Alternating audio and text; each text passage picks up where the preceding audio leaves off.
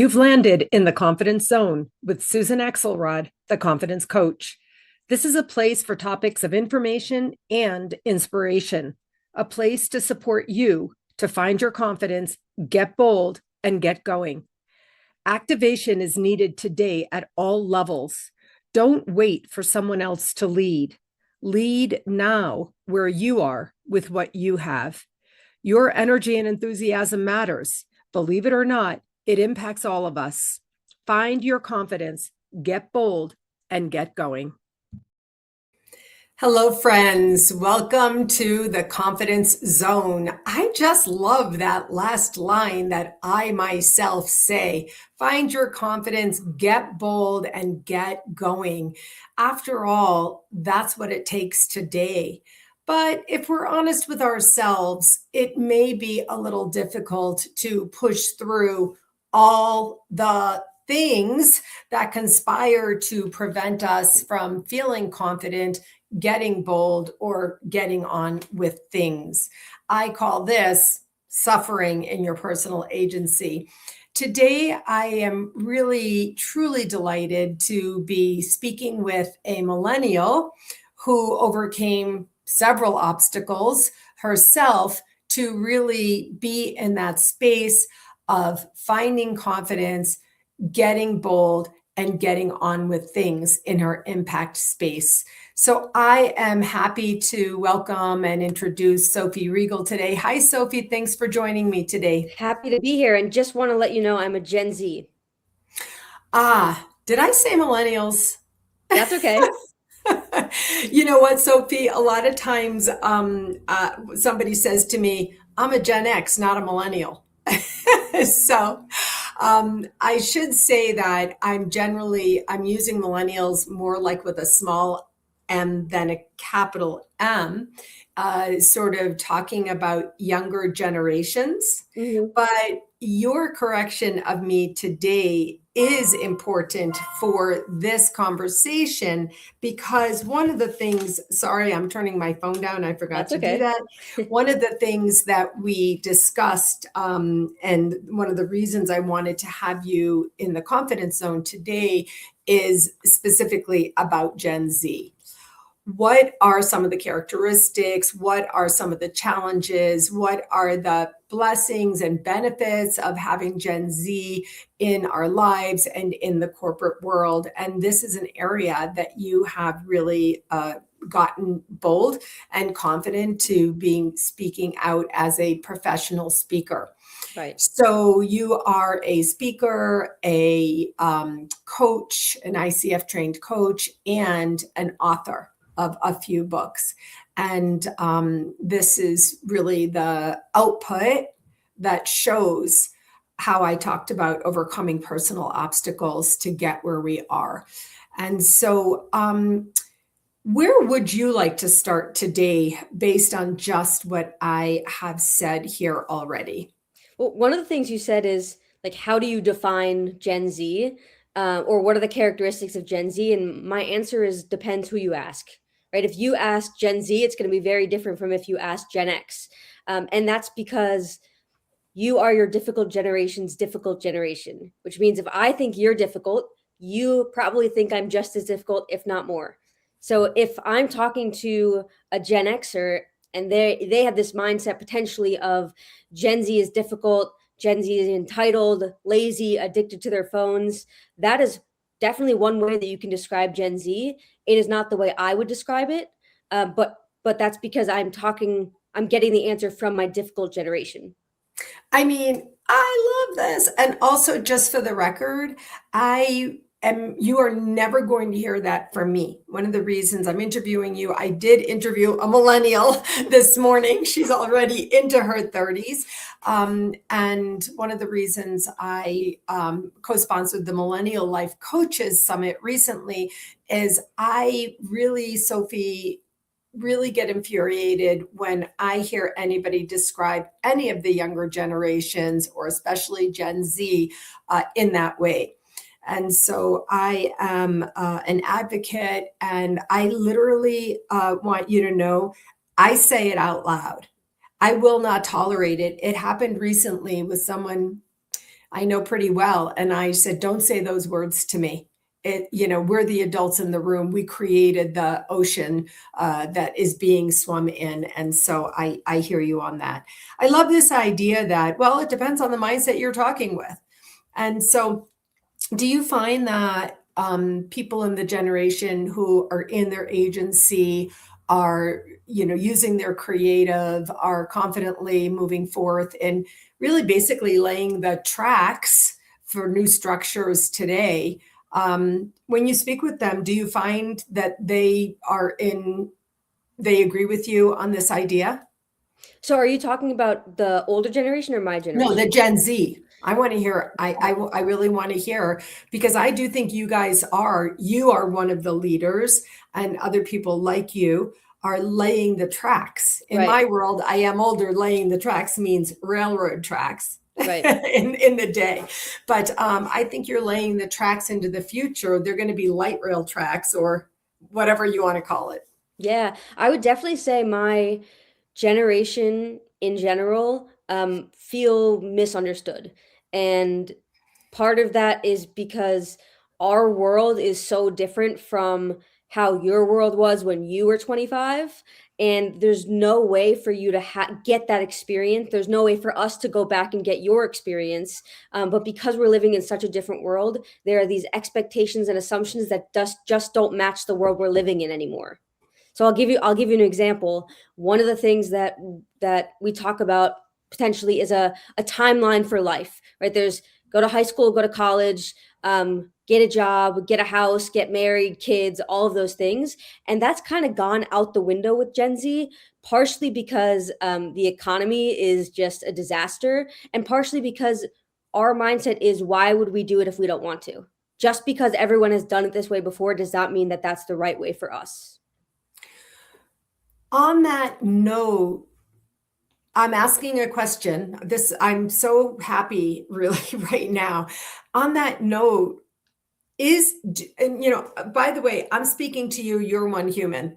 Yeah, you're not speaking on behalf of a whole generation, just like I'm not speaking on behalf of a whole generation, but we are two people who are smart, informed, in our own agency, and working actively on behalf of advocating. So I just want to acknowledge that. In the thing that you just said, is there anything that you hear like it didn't really work out so well? And separate from the economy, I get that point. But do you guys ever say, didn't really work out that well for them? Why would I do that? I think a lot of us have grown up seeing our parents miserable in their work, and really having their sole identity be about their work. So maybe if they have a 9 to 5, you really only get to see them after work, but then they're exhausted and frustrated and all of these things. And so why would we want to have a life where we feel frustrated all the time? And one of the things that I like to say, and how I ask people to gauge how they feel about their work is, how do you feel on a Sunday night? Do you feel dread? Do you have the Sunday scaries? Or are you feeling really excited for what's to come? And you can also feel both at the same time, but I find that a lot of people in every generation get to Sunday night and they are just miserable. They just want the weekend to happen again. If you're constantly waiting for a weekend, if you're constantly waiting for a vacation, that's not the kind of life that you want to be living. It's kind of a big story because inside the frame that you just created for us today, perhaps it always was so, but today, even more, maybe I might say, it's not just work. There's other things that are weighing on you. And as you and I have discussed, mental health is one of those things. And I wonder if, I love this a barometer question. I love this gauge question. I love the tool, like 4 Sundays in a row, like make a little thing for yourself and give yourself a 1 to 5 or 1 to 10 exactly on that question. Okay, one time, maybe not, but maybe 4 times in a row, 4 weeks in a row. If you're at a 2 out of 10, I mean, even if you're at a 4, under 5 out of 10, you can see the progression. You can then really show yourself something. I really love that question. But I'm wondering if in the frame of that question, there's more to it as well. Do you know what I mean? In terms of, well, I heard you say mental health. Yeah, the And way it's not that work may not be just the only thing. There's right. so much that, you guys, there was never any COVID trauma mitigation and all the things. There may be other things inside that frame. Well, definitely because of social media and the internet, we are constantly receiving information and we can't absorb it fast enough. And so we are being hit by different sources all the time, telling us to do one thing or another, or seeing an influencer here, an influencer there. And that's just not the reality that my parents had growing up, right? If they wanted to find something out, they found it out in a textbook. My mom would like to note that she had the internet at some point. She is not, She's a Gen X. I made that mistake in my interview with her.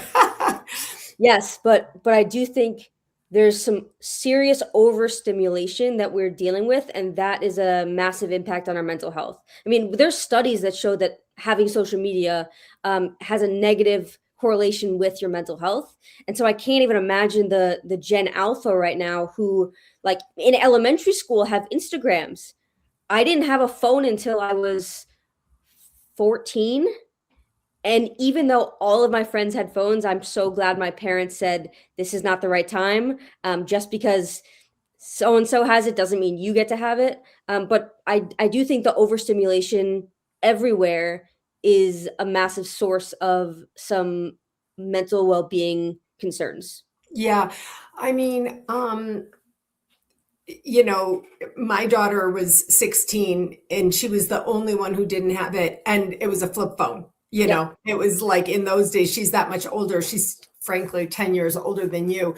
So I know that story, but also what you just shared with us, your parents were ahead of the game because we're seeing whole countries begin to implement new rules and policies around use of social media. Not as much in our country yet. I hope that we'll catch up soon, but that what you just described is something that's actually being legislated because of this difficult, possibly negative impact. You said there were two things. One is the this overstimulation, and then you also said something. I do work with younger clients. I work with well, they used to be younger and now they're older. I work long term with clients, but you said all the different sources of information that you're getting. And then you said the influencers.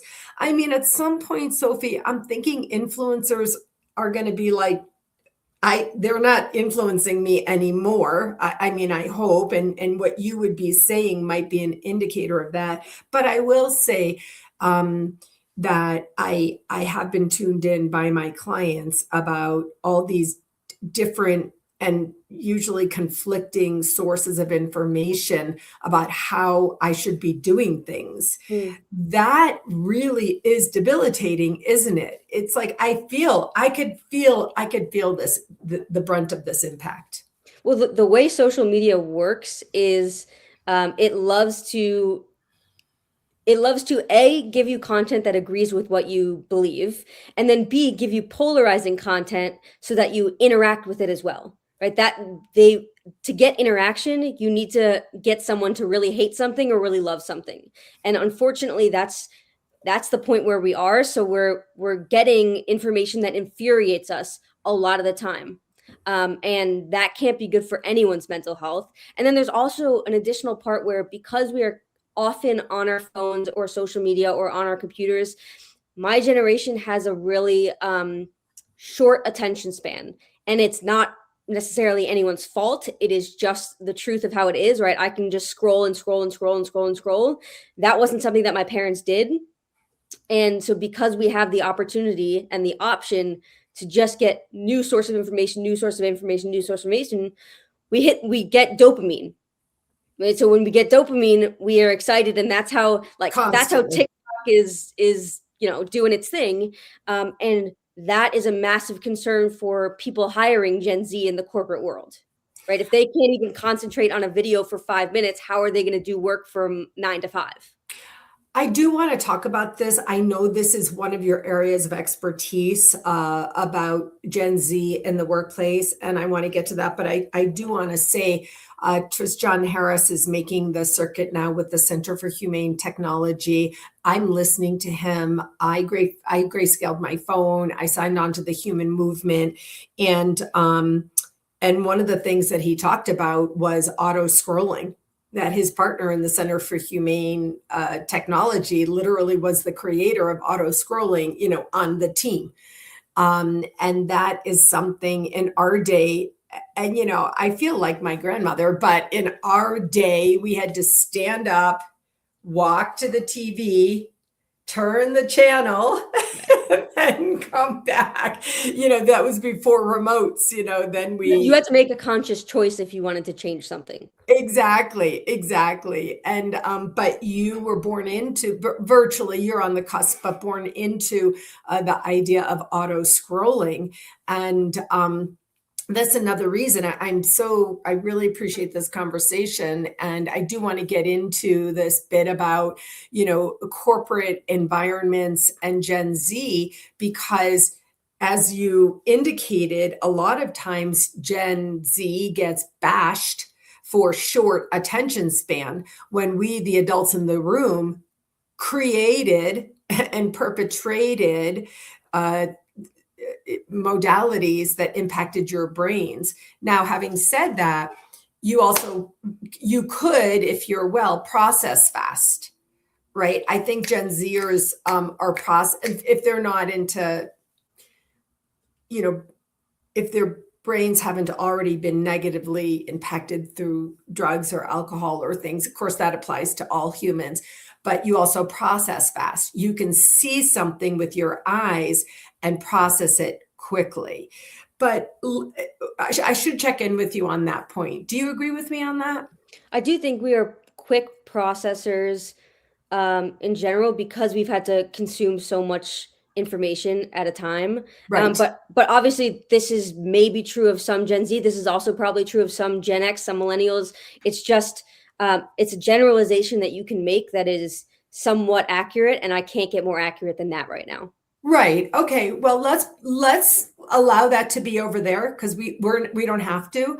But I do want to get to what you say that industry corporations can do to really meet Gen Z's needs. I'd like to really hit on this point and hear what you have to say. I'm listening. Well, I want to first say to anyone listening, to just give a little bit of context. I don't work a 9-to-5. I don't work in corporate. I own two businesses, right? I'm a speaker, coach, author. And then on the other end, I own a 6-figure reselling business that I run out of my garage.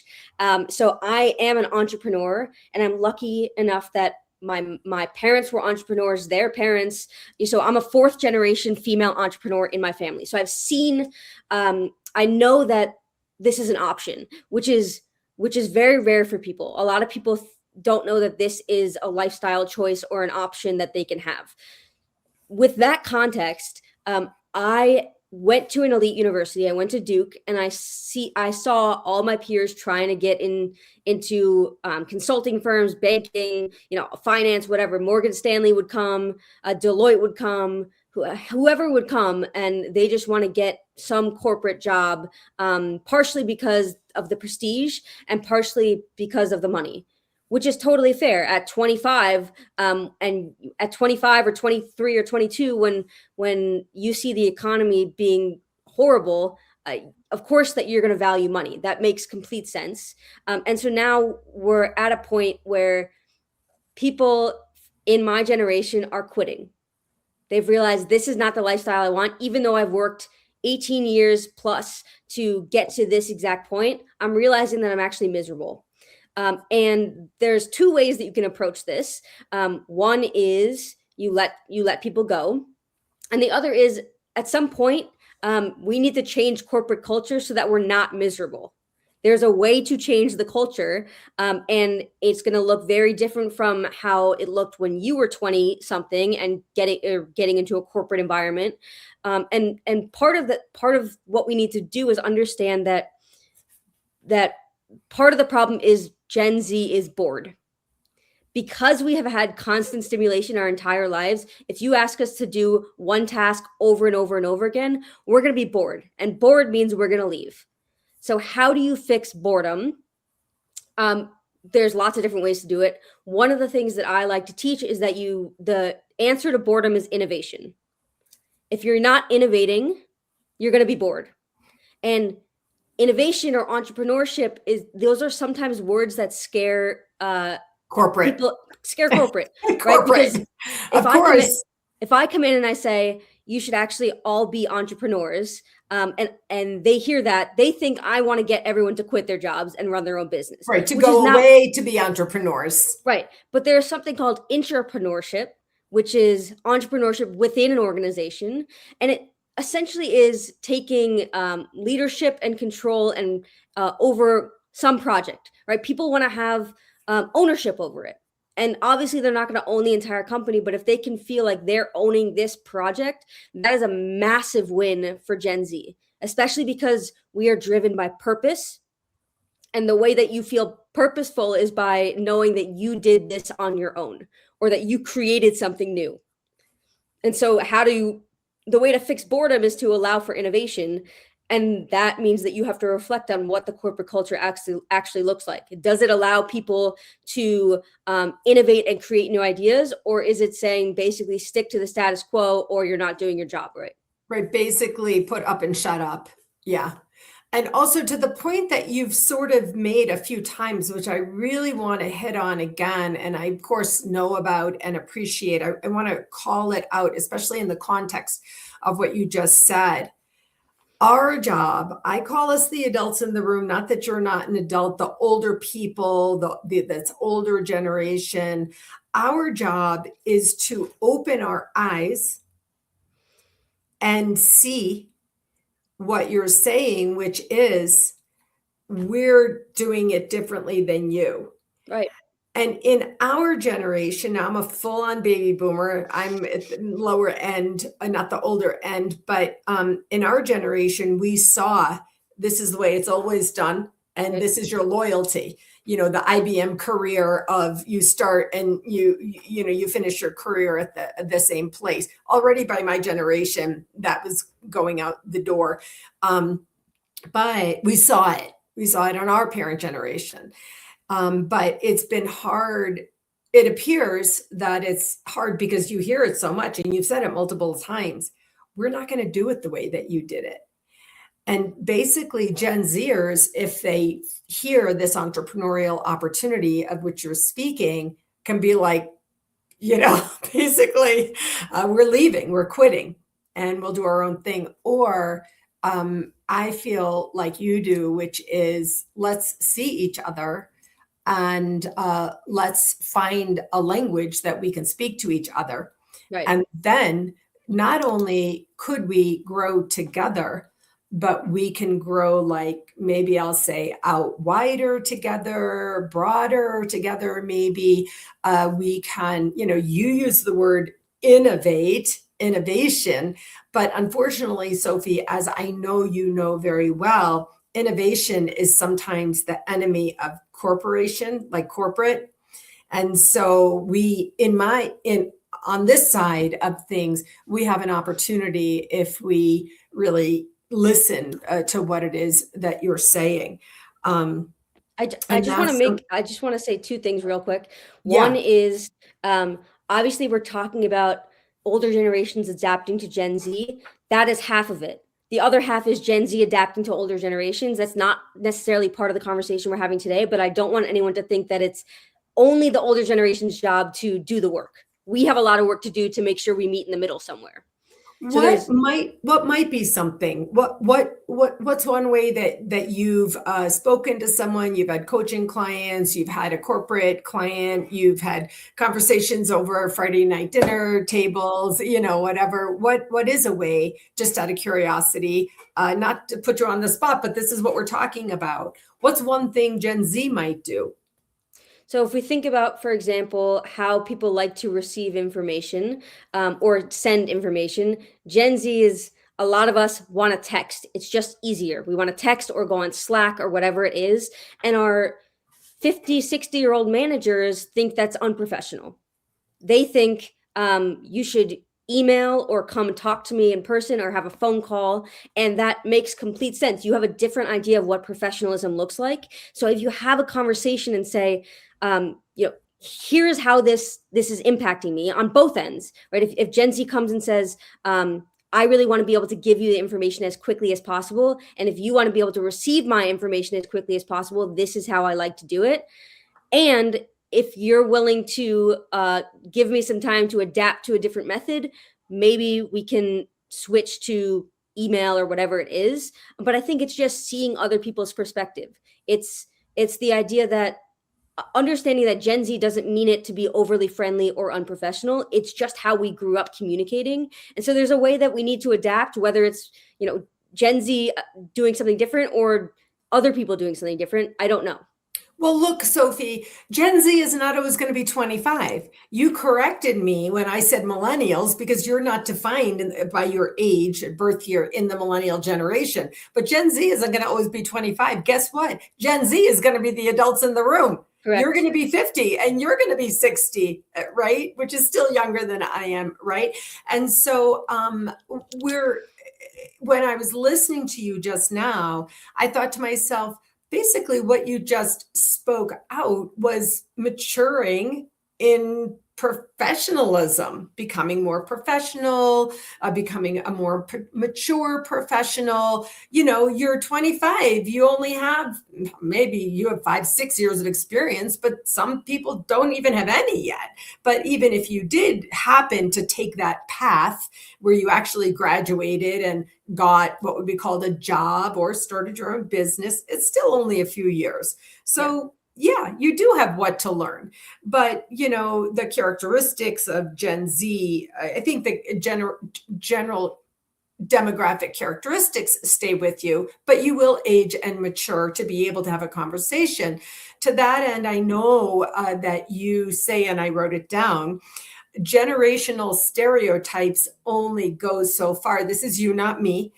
It's not a replacement for getting to know a person. Mm-hmm. And so I wanted to just invite you to say a little bit about that. Well, we use generalizations about generations as a heuristic, as a mental shortcut. And we do that when we don't have enough time to process all of the information. And it is good a lot of the time, but it's not going to give you the most accurate picture. And this is true if we talk about gender or sexuality or any of these things. We have this general idea of what it means to be a woman or what it means to, whatever it is. But it's not a replacement for actually asking someone about their own experience. So if you came to me and you said, I really don't want to work with you because you're Gen Z, and I've had coaching clients who say, like, how can you coach me? I'm twice your age. There's an assumption there that experience or time is the same, is correlated with experience, which is not necessarily. Right. So you have to get to know an individual person to get a better idea. It is an unfair assumption to make when your job is to find out more information, when you should be finding out more information. I mean, I just interviewed that other person this morning, and I said the same thing to her. I wanted to interview her because I felt she was an old soul, and I'm 30 years older than she is, but I've learned from her. She had already known that because I shared that with her. I'm not beyond learning. And also I have a story about my very own nephew, who was so smart and so talented and so capable. And I think he was still in like early college years when I told him, take student off your LinkedIn profile because you're a journalist, you're a writer, you already have experience because of something that he did that was experience. And it really began to change his mindset about himself. And he did have a bit of a trajectory. This is another thing, Sophie. Every generation suffers the older people, whatever generation they're in, the older people saying, you have to put in your time. And what you just spoke out, you literally just said time is not necessarily correlated with experience. I literally cannot agree more. I have so much experience watching learning from younger people in various kinds of ways. And also, we do have what to learn in the new ways. If, as you said, people in younger generations, again, you're one person, I'm one person, we're not speaking on behalf of, all of humanity. But if we were to surmise in this conversation that younger people might be willing to learn some things from older people as well, you kind of hear like, oh, they won't learn anything. That's not true. But we all could benefit from learning each other.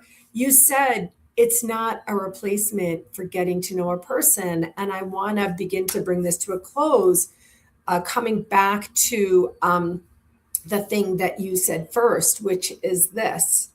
We communicate via text. This is a simplified version. This is one of the ways we communicate. I probably said to you privately, I laid into my own children when they were younger, when they were called texting, talking. And I'm like, that's not talking.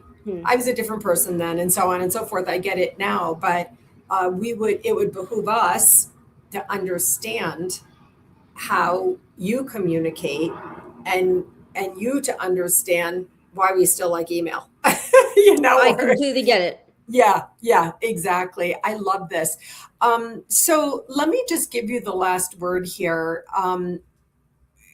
It's a short conversation to introduce big topics. And what's on your mind right now from what we've discussed? I mean, I could talk about this for hours on end, but no one wants to listen to a podcast more than 30 minutes because our attention spans are that short. But what I'll say is that there's a lot to learn on both ends. And I cannot agree more that you have to get to know an individual.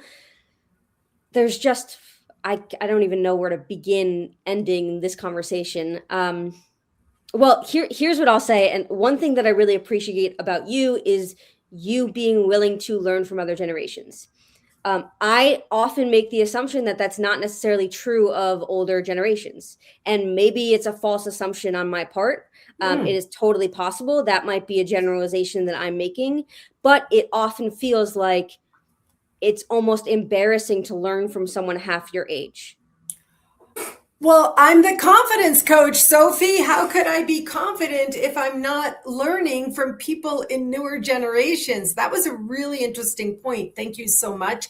I think that you know better than anyone what open mindset is and closed mindset. And I think you just described closed mindset, and I have open mindset.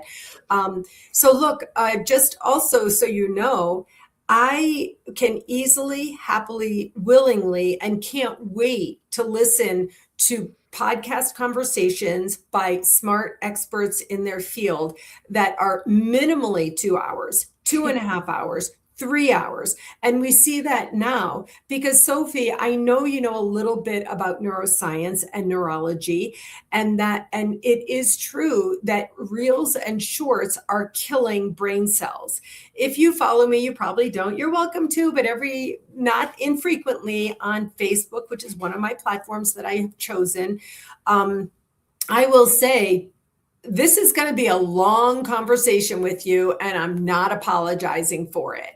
I am going into long content, and I've benefited from it. I've learned from it, regardless of the age of the person I'm listening to. And I think that is going to be one of the directions, that we're going to see. For example, from this conversation, you will not be receiving clips from me. You can make clips if you want. I do not make clips because now it goes against my value system. So listen, let's not have this be the end of the conversation then. Maybe we do a multi-part series. Maybe, we'll see what comes out of it after we think about it and watch what we've discussed here. And, we plan for something. Anytime you want to come back here, just text me and say, hey, let's go. And I'll be like, okay, when? Okay. Perfect. Right. Say hello to your mom for me. Will do. I loved interviewing her about her book out, which I'll also drop in this podcast, in the notes for this podcast, and we can get the word out more about that. And I'll see you soon. Perfect. Thank you. All right. Thank you. Oh, I forgot. How can people get in touch with you? You can go to my website. It's just sophieriegel.com, Okay. and my email address is on there. Okay. And that's Sophie Riegel. It's Riegel. Correct. It's one of those names that people can get wrong. So I'll be Yes. sure to put that in the notes as well. Okay, Sophie, I'll see you soon. Thank you.